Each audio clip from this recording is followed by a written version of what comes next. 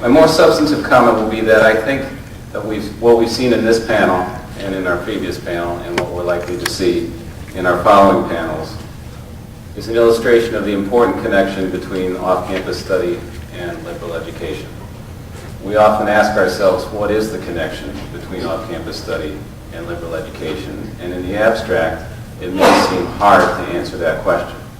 But I think when you personalize that question and you listen to students who are liberally educated, you can see the connection in action and feel it. So what do we see?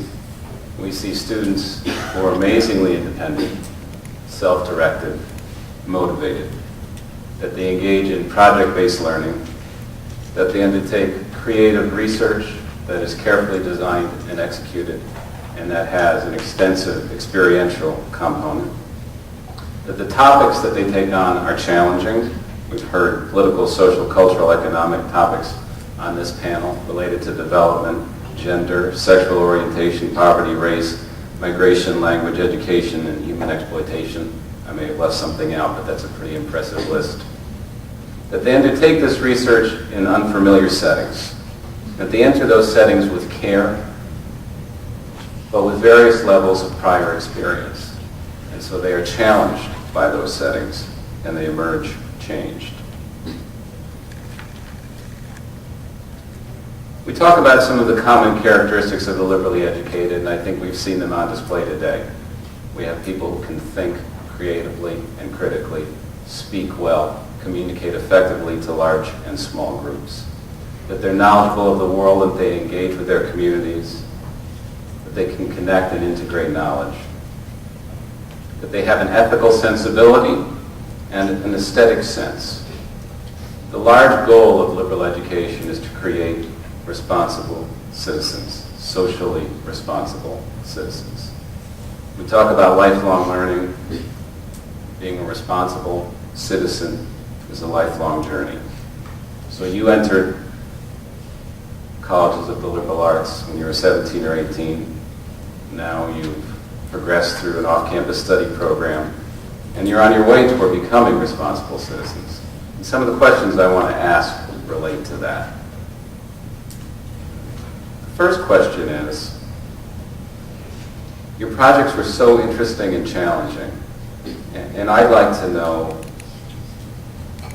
in what ways did your own sense of ethics infuse your projects? And in what ways did your sense of ethics get challenged when you carried out your projects? And in what ways did your sense of ethics evolve as your projects evolved? This is a very ethically focused question. I don't know who wants to take it on first, but I think you're all smart enough to do it.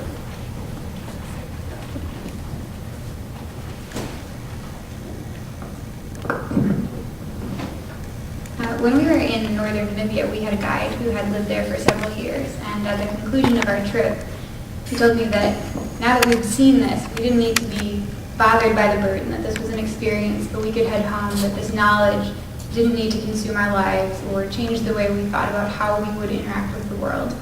And I really disagree with this. I think that that is a perception that I would not like to take as I continue with the rest of my liberal arts education and enter the world as an adult. I think that this burden of knowledge, and I think that for our class, seeing such destitute poverty with children is particularly hard to see. I think that now that we have a better understanding of that, I understand that our knowledge is limited, but I think that we have an obligation to interact with the world differently. I think that we have an obligation to use that knowledge wisely and to be citizens who contribute to the world rather than just take from it. I think also going off of that is that once you acquire all this knowledge, or a lot of the ones, our projects, we learned a lot about kind of other realities beyond ourselves, is kind of seeing ourselves in a place of privilege and kind of having the ability to study abroad and learn from other people and research. It's not something that a lot of people can do.